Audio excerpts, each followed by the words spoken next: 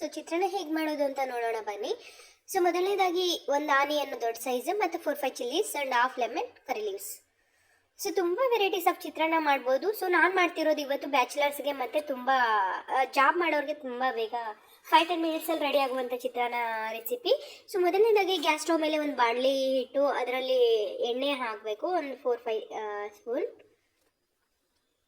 So ಎಣ್ಣೆ ಕಾದಾದಮೇಲೆ ಸಾಸಿವೆ add ಮಾಡ್ಕೋಬೇಕು. ಸಾಸಿವೆ ಆದಮೇಲೆ ಕಡಲೆಬೇಳೆ, ಕಡಲೆ ಬೀಜ, ಉದ್ದಿನಬೇಳೆ ಆ್ಯಡ್ ಮಾಡಿಕೊಂಡು ಸಿಮ್ಮಲ್ಲೇ ಅದನ್ನು ಫ್ರೈ ಆಗಕ್ಕೆ ಬಿಡಬೇಕು. ಸೊ ಅದನ್ನು ಮಿಕ್ಸ್ ಮಾಡ್ಕೋಬೇಕು. ಮಿಕ್ಸ್ ಮಾಡಿದ್ದಾದಮೇಲೆ ನಾವು ಕಟ್ ಮಾಡಿರೋ ಆನಿಯನ್ನ ಆ್ಯಡ್ ಮಾಡ್ಕೋಬೇಕು. ಅದಾದಮೇಲೆ ಚಿಲ್ಲಿ, ಕರಿ ಲೀವ್ಸ್ ಎಲ್ಲ ಆ್ಯಡ್ ಮಾಡ್ಕೊಳ್ಳಿ.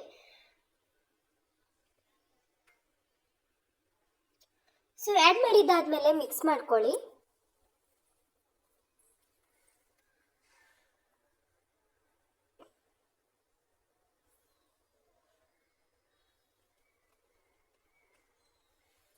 ಸೊ ರುಚಿಗೆ ತಕ್ಕಷ್ಟು ಉಪ್ಪು ಆ್ಯಡ್ ಮಾಡ್ಕೊಳ್ಳಿ, ಉಪ್ಪು ಮತ್ತು ಅರಿಶಿನ.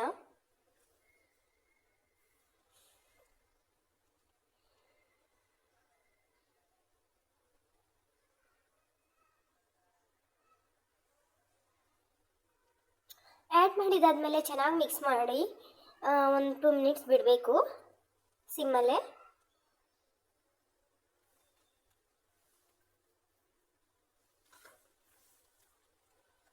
ಬಟ್ ಇದಾದಮೇಲೆ ನಾನಿಲ್ಲಿ ದೋಸೆಗೆ ನೆನೆ ಹಾಕ್ತಿದ್ದೆ. ನಾನು ಆ್ಯಕ್ಚುಲಿ ಮಲ್ಟಿಗ್ರೈನ್ ದೋಸೆಗೆ ಮಾಡಬೇಕು ಅಂದ್ಕೊಂಡಿದ್ದೆ. ಸೊ ಅದಕ್ಕೆ ನೆನೆ ಹಾಕ್ತಿದ್ದೆ. ಮೂಂಗ್ ದಾಲ್ ಇತ್ತು, ಅದರಲ್ಲಿ ನಾನೇನು ಮಾಡ್ತಿರ್ಲಿಲ್ಲ. ಸೊ ಓಕೆ ದೋಸೆ ಮಾಡಿಬಿಡೋಣ ಅಂತ ಮೂಂಗ್ ದಾಲ್ ಸ್ವಲ್ಪ ಇತ್ತು, ಅದು ನೆನೆ ಹಾಕಿ ಈ ಸಾಬುದಾನ 2 ಗ್ಲಾಸ್, ಸ್ಮಾಲ್ ಗ್ಲಾಸ್ ಇದು. ಮತ್ತು ನೋಡ್ಬೋದು ಮಿಲೆಟ್ಸು. ಸೊ ಅದಾದಮೇಲೆ ಗ್ರೀನ್ ಮೂಂಗ್ ದಾಲ್. ನಾನು ಅದು 2 ಟೈಮ್ಸ್ ಆಗುವಷ್ಟು ಮಾತ್ರ ಮಾಡ್ಕೊತಾ ಇದ್ದೀನಿ.